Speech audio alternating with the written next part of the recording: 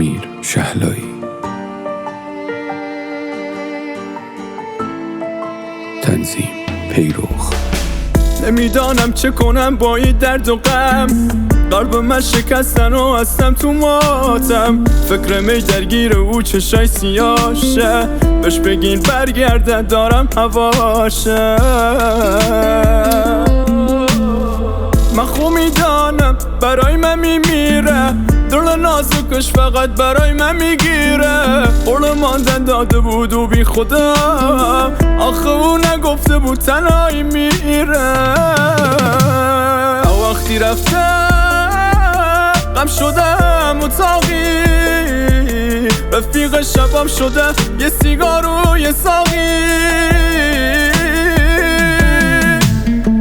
انگاری یه ماییم که تو غم یارش، توی تانگش تنها مانده باقی، مانده باقی.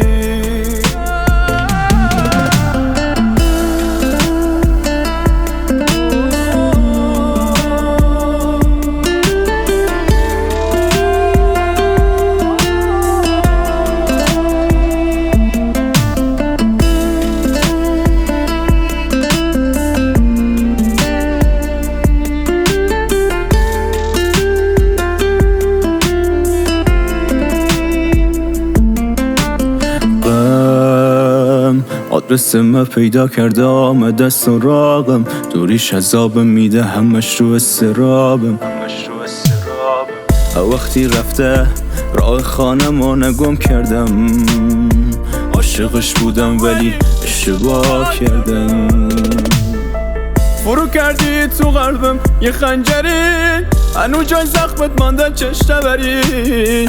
چنی خوبیت گفتم لای رفیقام، ولی حق من نبود تنهام بذاری، ولی حق من نبود تنهام بذاری.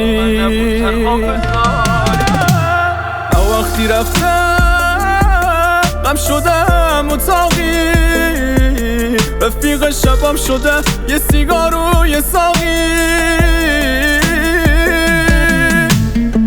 انگاری یه ماییم که تو غم یارش، توی تانگش تنها مانده باقی، مانده باقی.